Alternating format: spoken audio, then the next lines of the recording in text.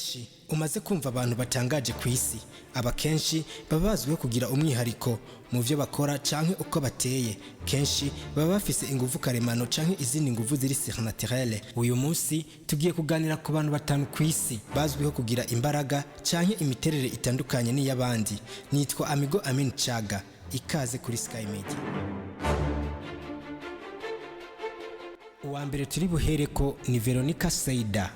Uyu yavutse umwaka w'igihumbi kimwe amajana 1951 muri Germany. Yari afise ubushobozi bwo kuraba kure nka kujya ivyuma biraba kure bibikora. Bivugwa ko ubushobozi bwiyo bwo kuraba kure bwikuvye inshuro 200 kurusha abandi bantu basanzwe. Mu mwaka w'igihumbi kimwe amajana 1972 muri University ya Stuttgart, Veronica yari afise imyaka 21 niho yatangura gutahura ko afise ubushobozi kuko yashobora kuraba ibintu biri ku butumburuke bwa kilometero 1 na metero 600. Uyu yashobora kuraba ku ntera ingana cyo akakubwira ati uriya ni kanaka yambaye ukunuku, mwamwegera mugasanga nivyo. Veronica yapfuye itariki 22 z'ukwezi kwa 11 umwaka wa 2013. Uwa kabiri ni Al Helpin.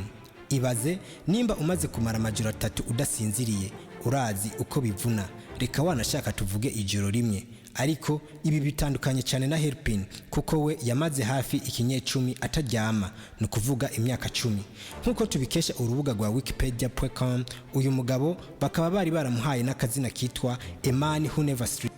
Helpin yavutse igihumbi kimwe amajana 832 mu Bufaransa, aza gupfa itariki 30 z'ukwezi kwa mbere igihumbi kimwe amajana 1947.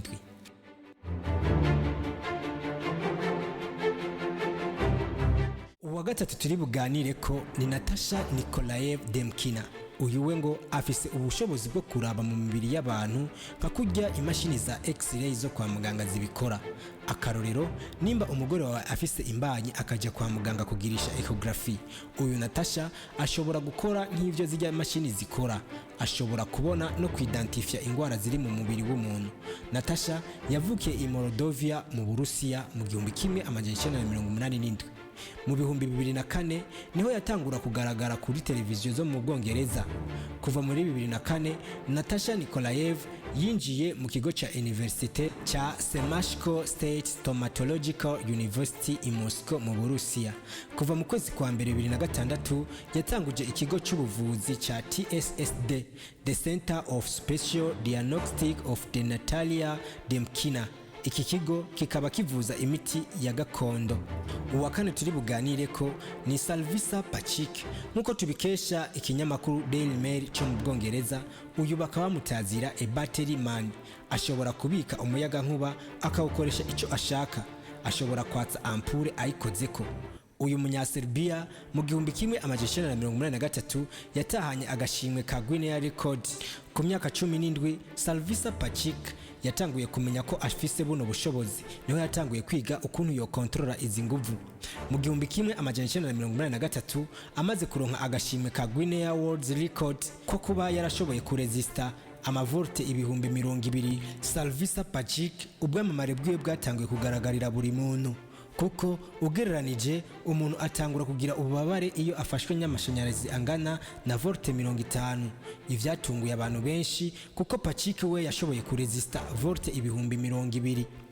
Muri 2003 yabijije amazi akoresheje ibiganza vyiwe mu munota umwe n'amasegonda 37. Uwa gatanu ni Amu Haji. Ibaze nawe umaze kumara indwi yose utoga canke imisi 3 uramaze kumva uko bimeze. Uyu Amu Haji nkuko tubikesha ikinyamakuru Le Parisien cyo mu Faransa yamaze imyaka 60 atoga. Uyu yavutse itariki 20 z'ukwezi k'umunani igihumbi kimwe amajana 1926. Usivye ko Amu Haji yamaze hafi ubuzima bwiwe bwose atoga, yashoboye kubaho igihe kirekire kuko Amu Haji yapfuye ku myaka 94. Yapfuye inyuma y'amezi make amaze koga ku nshuro yiwe ya mbere mu myaka 60.